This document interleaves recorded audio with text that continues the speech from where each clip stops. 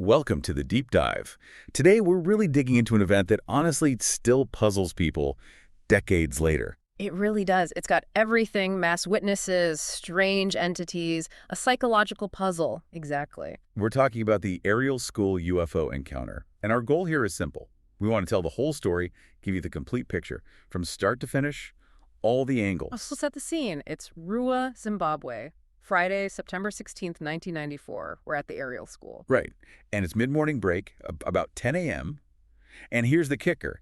62 kids, aged roughly 6 to 12, are outside playing, unsupervised, completely unsupervised, which is crucial. Why? Because all the adults, every single teacher, they're inside. In a staff meeting, can't be disturbed. Yeah, for a good 10, maybe 15 minutes. So these kids, they're the only witnesses. And what they apparently saw during that short window kicked off this incredible chain of events, investigations involving, a BBC war reporter. Someone used to completely different kinds of encounters. Right, and UFO researchers, even a Pulitzer Prize-winning psychiatrist from Harvard. It's quite a cast. It really drew people in. So the sources we're drawing on today are pretty comprehensive. We've got the initial reports, the raw emotion from the kids right after it happened. The first accounts. Then the detailed interviews that followed, the notes from investigators, and critically, the skeptical takes two: psychologists looking at group dynamics, suggestion. Mass hysteria, that kind of thing, yeah. And of course, we have the testimony from the witnesses themselves looking back as adults now. Decades later, still talking about it. So our mission, like always, is to cut through the noise, give you the shortcut to understanding this whole complex thing. We need to unpack everything from the first weird sounds to, the legacy of people just not believing them. We're telling the whole story. No stone unturned, no easy answers maybe. And it's the scale here, isn't it? That's what makes Ariel so compelling, or maybe challenging. 62 kids. Yeah, 62. If it's one person, okay, maybe they imagined it, maybe they lied, maybe they misinterpreted something mundane. Easy enough to explain away, potentially. Sure. But 62 kids from different backgrounds, different ages, all seeing something at the same time, that's a different beast entirely. It's this complex tapestry, like you said. And the fact that teachers were physically separate. That's almost like a control group in an experiment. It removes that variable of adult influence, No teacher pointing and saying, look, or panicking and setting off the kids. It was purely down to them, whatever happened. Exactly. It was a child-driven event. And what they reported, it still resonates, still debated 30 years on. Okay, let's zoom right in on that moment. Friday morning, kids are playing. What's the very first sign that something unusual is happening? Before they even see anything? It starts with sound. And not just any sound. The accounts describe something really odd. Not a plane or a truck. Definitely not. Some kids described it almost musically, like someone blowing a flute, a kind of high-pitched, sustained tone. Okay. Flute-like. But others heard something different, more unsettling, a buzzing, like intense electricity, or a huge swarm of bees, really close. Buzzing or flute. Quite different sounds, but both unusual. Very unusual. And the key thing is, they felt it was nearby. Localized just beyond the playground, not distant thunder, not a jet way up high. Something was there, making this noise. And then after the sound cue comes the visual. What did they report seeing? This is where it gets really specific. They saw one, maybe more than one, silvery object, disc-shaped mostly. The classic saucer shape. Pretty much, yeah. And very, very reflective. They used words like glinting, shining. Imagine the bright African sun hitting polished metal, that kind of intensity. Okay. And it didn't just fly by. No, this is crucial. It descended, it came down and landed. Gently, apparently. Not a crash. It settled down in this brushy, scrubby area just outside the school playground fence. Wow. And what about the sound then? Did the buzzing or flute sound continue? Interestingly, no. The landing itself was reported as almost silent, which is weird, right? You have this initial strange noise, and then the actual landing is quiet. That contrast is odd. So a shiny disc lands silently nearby. That alone is pretty shocking for a kid. Absolutely. But then it gets even stranger and, frankly, terrifying. Because things or beings emerged. Exactly. This is the core of the Ariel encounter, the part that made it famous. Figures came out of the craft. Okay, let's break down what they look like. This is where the details really matter. They really do. And what's striking, and what people like Dr. Mack later focused on, is the consistency in the descriptions. Okay, so what do they see? Two figures, mostly. Small. Very small, actually. About 3 or 4 feet tall, so roughly a meter. Child-sized almost. Yeah, comparable in height to some of the younger kids, maybe. and slender, wearing these black sort of skin-tight outfits. Kids called it a black, shiny suit. Like a uniform. Seemed like it. Looks synthetic, not like skin. Okay. Small, slender, black suits. What about their faces? That's usually the focal point. And it was here, too. The faces were described as pale, almost featureless, like plastic-like was one description. Eerily smooth. And the eyes. That's the classic image, isn't it? Absolutely the dominant feature. Huge, black, elongated eyes, taking up a massive portion of the face. That's what really seemed to trigger the fear. Just enormous black eyes staring at them. Exactly. Some kids noticed other small details, a slit for a mouth, hardly any visible ears. And interestingly, at least one kid specifically mentioned long black hair on one of them. Hair. That's not typical for the gray alien archetype. It's not. No, it's one of those little deviations that makes you wonder, were they just recalling pop culture images or describing something they actually saw that didn't quite fit the mold? Right, so the appearance is chilling, but they weren't just standing there, were they? They moved. They moved, and the movement itself was described as incredibly bizarre, almost physics-defying, you could say. How so? Well, one figure apparently stayed closer to the craft, kind of guarding it, maybe. But the other one, reportedly a bit smaller, was very active. It ran back and forth, but not normally. It had this weird bouncy motion. Bouncy? Yeah, the kids compared it to running as if on the moon.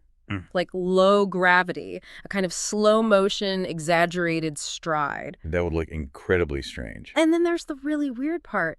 Sometimes while moving, it would just blink out of sight, vanish. Vanish? Like teleporting? Instantaneously gone, and then reappearing moments later somewhere else. Imagine seeing that as a kid. A figure moving strangely, then just poof, gone, then poof, back again.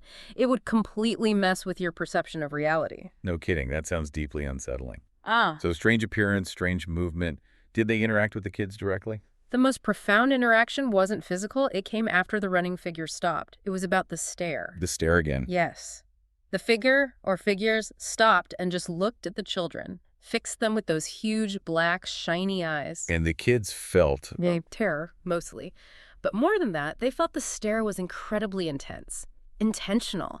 Like it wasn't just looking at them, but into them. Invasive. Wow. Even from a distance. Apparently, the distance didn't matter. They felt this direct, powerful connection through the gaze. Which leads us to maybe the most extraordinary claim of all. The telepathic message. Exactly. Several children reported hearing a message, but not with their ears. It was like thoughts being put directly into their heads. Wordless communication. Okay, that's a huge leap. What was the message about? It was surprisingly consistent and very specific. It was all about the environment, about pollution. Environmentalism. From the aliens. That's what the kids reported. Concepts or phrases like, we need clean air, beautiful plants, and clean soil.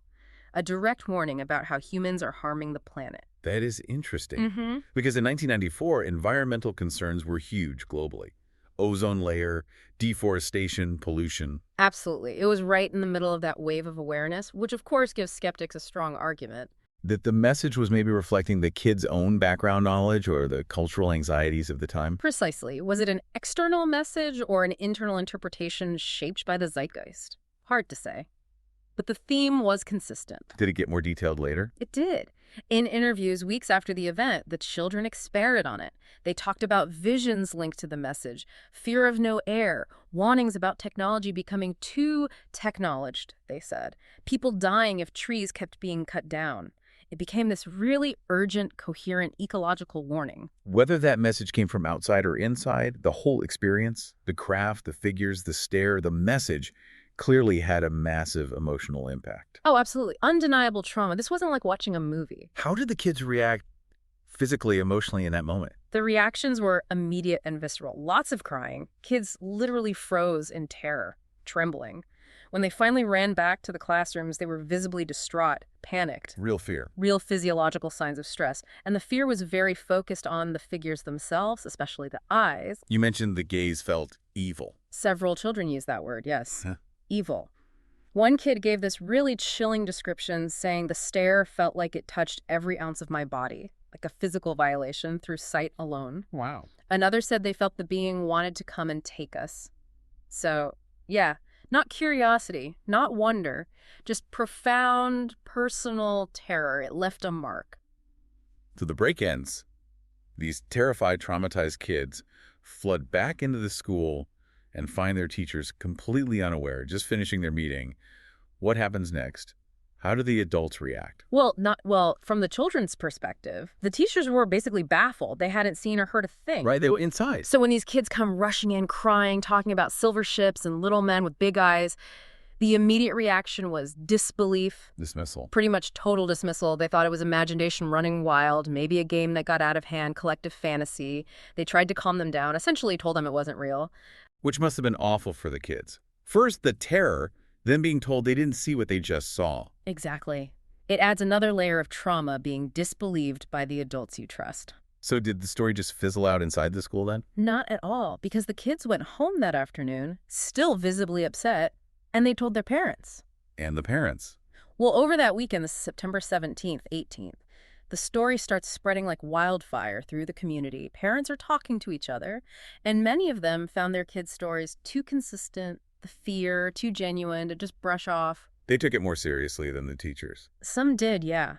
Enough that they started calling local media, which led to the story getting picked up by Zimbabwe's national radio, ZBC. Ah, okay, so it breaks out of the local rumor mill. Right, it becomes an actual news item, and that's what attracts the first outside investigators. And the first big name on the scene was Tim Leach, a BBC correspondent. Which is interesting, a war reporter covering a UFO story. Yeah, Leach arrived really quickly by September 19th, just 3 days after. He was based in the region, used to covering conflict, political stuff. This was different. What was his take? He interviewed some of the kids and was apparently really struck by how consistent and genuinely distressed they seemed. He famously said something like, "I could handle war zones, but I could not handle this UFO thing. This just didn't make sense." He was baffled. Completely. He felt out of his depth, but knew something significant had happened. He realized it needed experts, which is how he became the bridge to people like Cynthia Hind and later John Mack. Okay, so Leach sets the stage, and then Cynthia Hind arrives almost right after him. Yeah, Hind got there on the 20th with a TV crew in tow. She was a well-known UFO researcher in southern Africa. And she was already looking into something else nearby, wasn't she? That's right. There'd been that big fireball event a few days before the Soviet rocket stage re-entering. Very spectacular, widely reported. Hind was initially tracking that. So she was already in sky phenomena mode. Exactly. When the aerial report came in, she pivoted. And her approach was crucial because she focused immediately on gathering visual evidence. The drawings. This is probably the most famous piece of evidence from Ariel. Definitely. Hind got the older kids, groups of 10 or 12, and just asked them to draw what they saw independently. And the results. Remarkably consistent. That's the key word here. Across the drawings, you see the same basic elements. A disc or oval craft, sometimes with lights, and one or more small humanoid figures nearby, even though the kids' drawing skills would vary hugely. Yeah, and their written descriptions might differ slightly in wording, but the core visual components in the drawings, very uniform. The teachers noticed it, Hind's crew noticed it. It suggested they were all drawing from a shared visual memory. It's compelling evidence for a shared stimulus, for sure. Proponents certainly think so. Now, you mentioned Hind thought the variety in how kids named the figures was actually evidence against collusion. Can you explain that? It sounds counterintuitive. It does a bit, but it's about cultural context. See, some kids, particularly from Shona or Ndebo backgrounds, they drew the little figure but called it Sivikwambo or Tokolosha. Which are like local goblin or spirit figures? Exactly. Creatures from their folklore. Other kids, maybe with more exposure to Western media, just called them aliens or little men. Okay. Hind's argument was, if the kids were all collaborating on a story, or just copying each other, they'd likely latch onto one simple term, probably alien. The fact that they drew the same image, but filtered its name through their own cultural lens, she felt that pointed away from fabrication and toward a genuine shared experience that they were all struggling to label. So the different names for the same picture suggested authenticity to her. Paradoxically, yes. It suggested they were interpreting a real, novel stimulus using their existing mental frameworks rather than just repeating a learned script. Okay, so we've got local media, a BBC reporter, a dedicated UFO investigator documenting drawings. But the story really went global and gained a different kind of weight when Dr. John E. Mack got involved. Yeah, Mack's involvement was a huge deal. You're talking about a Pulitzer Prize-winning Harvard psychiatrist. Serious academic credentials. Facility professor at Harvard Medical School, but also a controversial figure. Because of his work on alien abduction claims. Exactly. He was already known for taking those claims seriously, interviewing experiencers sympathetically. So when Tim Leach reached out, looking for someone credible who wouldn't just dismiss the Ariel kids out of hand, Mack was the obvious, if potentially problematic, choice. Problematic because his interest might already bias him. Well, yes, but also because he brought academic credibility that the subject usually lacks. His involvement guaranteed wider attention. So Mack agrees to come. But he arrives quite a bit later, right? November 1994. Yeah, November 30th. So over 2 months after the event itself, which is a significant gap. Memories could fade, stories could change or cross-contaminate in that time. That's the concern, definitely. So how did Mack approach it? Did he just line the kids up and ask, did you see an alien? No, his method was different. He interviewed a good number of the children, sometimes alone, sometimes in pairs. But his focus wasn't just on the sequence of events, what happened when. What was it then? He focused on what psychiatrists call affective content, the emotional reality of the experience. Meaning he was looking for the consistency in their emotions. Was the fear genuine? Did the trauma seem real? Did their emotional reactions track logically with the terrifying story they were telling?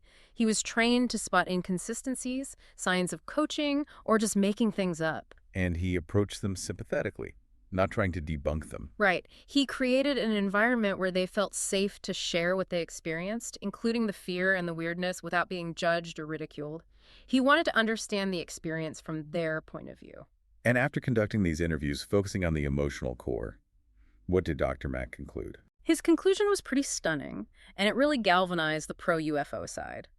By December 94, he stated publicly that he was convinced the children were talking about a phenomenon that occurred in physical reality. Wow. So he believed them, believed it actually happened. He believed they believed it happened, and that their accounts were consistent with a real traumatic event. He found their stories compellingly consistent and the trauma undeniable. He wasn't necessarily saying, yes, aliens visited, but he was saying, this wasn't just kids imagining things. Something real happened to them. Coming from a Harvard psychiatrist, that's a powerful statement. Hugely powerful. It directly challenged the easy psychological dismissals. And there's always a but with controversial figures. Mack was already under fire at Harvard for his abduction research, wasn't he? He was, deeply. Harvard had actually launched a formal investigation into his professional conduct before Ariel, questioning if his work was scientifically sound or if he was essentially encouraging delusions in vulnerable people. So diving into another alien encounter case, especially with kids, probably didn't help his standing with the university administration. It absolutely poured fuel on the fire. It reinforced the perception among his critics that he was straying too far from mainstream psychiatry. And did this internal conflict at Harvard impact his work on the Ariel case itself? Massively. This is a crucial point. Because of the ongoing scrutiny and the controversy surrounding him, Mack never actually published a full, formal, peer-reviewed study specifically on the Ariel School Encounter. Really? Despite his strong conviction? Yeah. He talked about it, included it in broader discussions of anomalous experiences. His archives contain the interviews.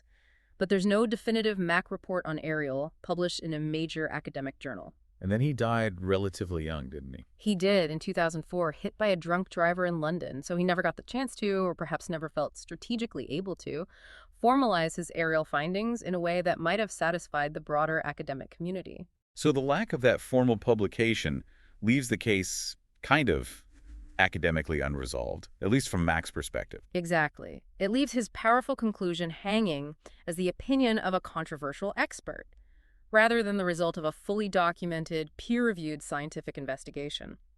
Skeptics could, and did, point to this lack of formal output as a weakness. It left the Ariel case in a kind of authoritative limbo. Okay, we've laid out the case for something extraordinary happening, the sheer number of witnesses, the consistency Hind found in the drawings, Mack's conviction about the trauma being real. A compelling narrative, for sure. But now, to really tell the whole story, we absolutely have to give equal time and depth to the other side, the skeptical arguments. Because Ariel isn't just a UFO case, it's become a classic case study for skeptics too. It really has. It's almost perfectly designed, in a way, to illustrate certain psychological and sociological phenomena. So let's start with the big one, the psychological explanation. Mass hysteria, or mass psychogenic illness.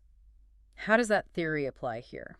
Well, MPI suggests that in certain situations, usually involving a group under stress, often in a confined setting like a school, and maybe lacking clear authority figures, strange beliefs, or even physical symptoms can spread rapidly through social contagion. Like a psychological virus. Kind of, yeah.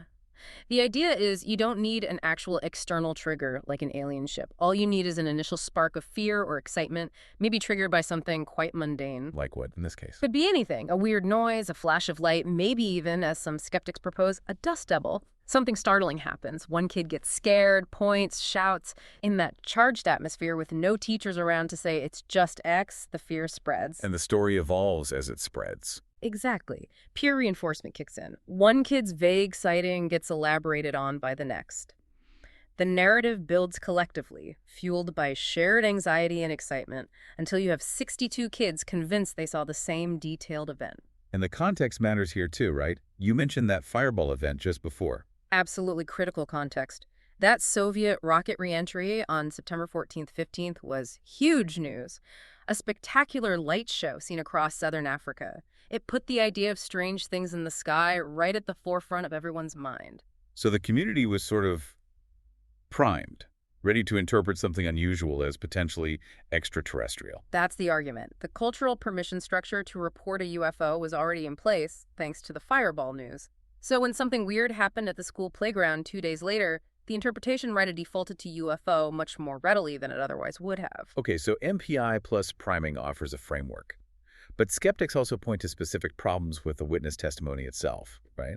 Especially the idea that it wasn't actually that consistent at the very beginning. Yes, this is a major point raised by researchers like Gideon Reed. He looked closely at the earliest reports and drawings from the first day or two. Before Hind and Mack really got involved. Exactly, and he found significant variation. The drawings weren't all identical initially. Some showed figures with antennae. Some suits were described as gold or green, not just black. The heights varied more. So the classic image of the little black-suited, big-eyed gray wasn't immediate. Reed argues it wasn't. He suggests that image only really crystallized after repeated interviews, media attention, and importantly, the kids talking amongst themselves over days and weeks. So the narrative converged over time. That's the skeptical interpretation, that through retelling and reinforcement, the most striking or culturally resonant details, the big eyes, the black suit got amplified, while the inconsistencies got dropped, creating a more coherent but ultimately less accurate collective memory. And this ties into the telepathic message as well, the timing of when that emerged. Yes, that's another red flag for skeptics. The detailed environmental message, the core philosophical takeaway. It seems to be largely absent from the very first reports given to teachers and even initial investigators like Leach and Hind. It only showed up later. It really became prominent after Mack's interviews, months later, which raises questions. Was it an original part of the experience, or did it emerge through later reflection, peer influence, or maybe even subtle suggestion during those later, more sympathetic interviews? If it was so central, you'd expect it to be front and center from day one. You might think so. The time lag makes skeptics suspect it was an embellishment or a later interpretation, not part of the raw initial event. Okay, beyond the psychological arguments, what about non-alien physical explanations? If the kid saw something, what could it have been? Well, the most commonly cited natural explanation is a dust devil. A whirlwind. Yeah. The landing area was described as brushy, near dirt track ideal conditions. A large, powerful dust devil can look surprisingly solid, especially reflecting sunlight. It moves erratically, can seem to appear and disappear behind obstacles. Could that explain the bouncy movement or the blinking out? Potentially, yeah.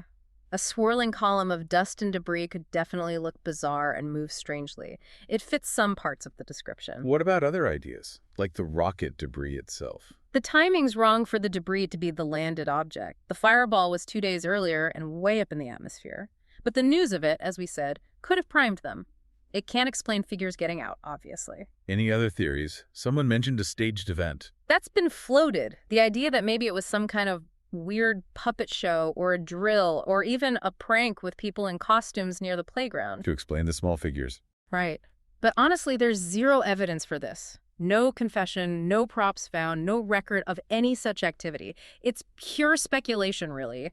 Less plausible than the dust devil or MPI theories, which at least have some basis in known phenomena. Okay. And then there's the most direct challenge to the story. the recantation. Yeah, this caused a big stir recently in 2023. A former student, identified as Dallin in that Netflix documentary Encounters, Right. he came forward and said he basically started the whole thing as a joke, claimed he just pointed at something shiny, a rock, maybe some trash, told his friends it was a spaceship, and it just snowballed from there. Wow. A full confession of fabrication from one of the original witnesses. That sounds damning. It's significant, definitely. It provides an internal starting point for the rumor mill theory, but it's not straightforward. How so? Well, other witnesses from the school immediately challenged his story. They came out saying he was lying now, or misremembering, or downplaying his own fear at the time. They insist the event was real. So even the recantation is contested among the witnesses themselves.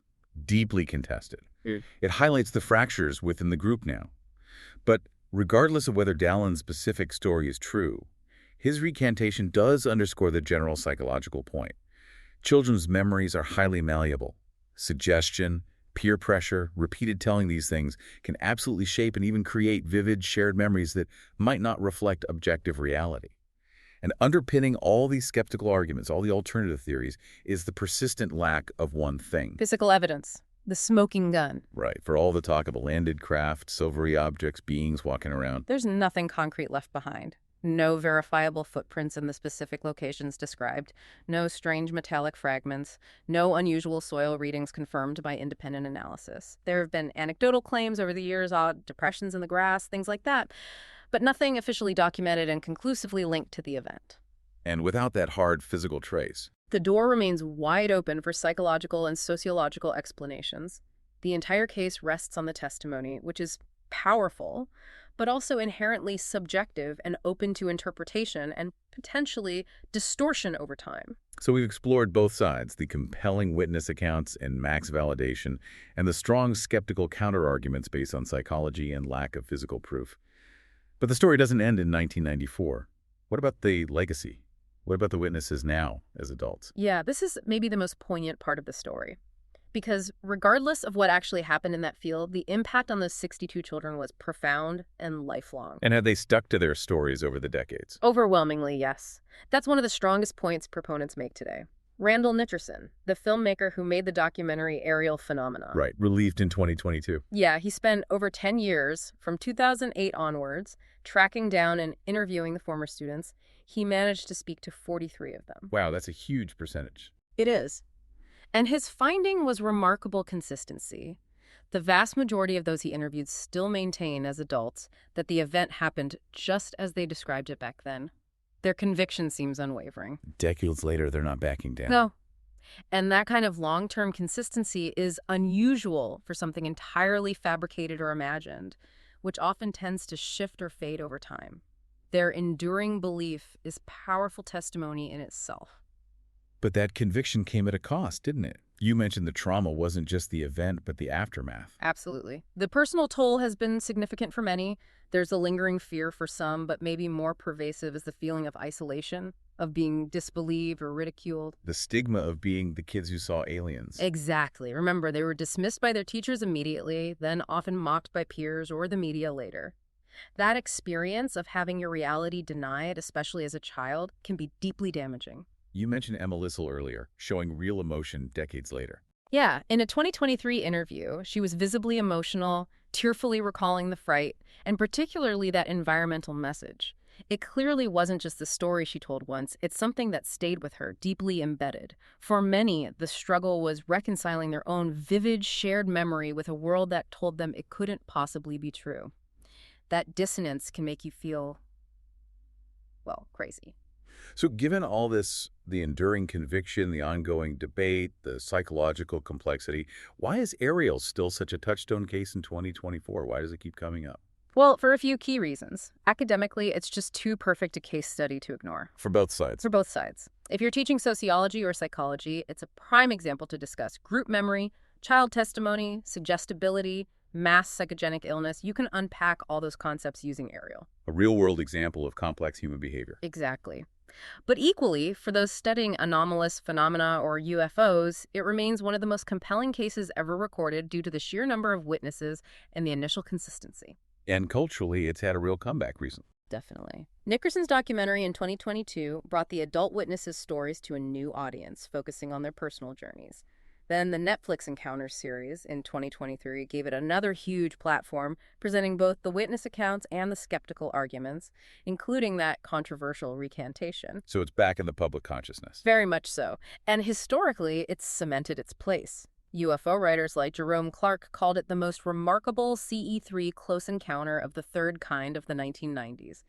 Even if you're a total skeptic, you have to acknowledge its significance within that field of study. It's a case that refuses to go away because it embodies the core mystery so perfectly. #tagoutro. So we've journeyed all the way from that strange sound in the field back in '94. The buzzing, the flute. Yeah, through the descriptions of the craft, the chilling stare of those small figures, the controversial telepathic message, Jack's investigation is conviction. and then the deep dive into the skepticism, psychological theories, the inconsistencies, the lack of hard proof, the recantation. Trying to cover all the bases. We really aim to tell the whole story here, laying out the arguments for a physical event alongside the powerful explanations for a purely psychological one. And that duality, like you said, that's really the heart of Ariel, isn't it? It absolutely is. It manages to be, at the same time, one of the strongest pieces of anecdotal evidence for UFO reality ever. Recorded 62 kids, immediate reports, consistent drawings initially. And yet, It's also one of the most compelling examples researchers have for how group psychology, cultural priming, and memory distortion can create a completely convincing shared narrative without any external anomalous cause. even the firmest skeptics don't deny that something happened that day, right? Something scared those kids badly. Oh, definitely. No one disputes that. Something unusual, something startling occurred. The debate is entirely about the nature of that initial stimulus. Was it truly external and exotic? Or was it internal, psychological, triggered perhaps by something mundane, but amplified by the unique circumstances? The consistency of the trauma, though, lasting 30 years, that's hard to just brush aside. It is. It demands explanation, whichever side you lean towards. So the real takeaway here for you, listening, maybe it isn't about deciding definitively, was it aliens or was it hysteria? Maybe it's about understanding the impact of belief and particularly the impact of being disbelieved. The isolation, think about it. Those kids initially had a shared reality. Terrifying, yes, but 61 other people saw it too. The real, lasting wound for many seems to have come afterwards from the adults, the world, saying, no, you didn't, you're wrong, you're imagining things, you're mad. That denial of a deeply felt shared experience. Yeah.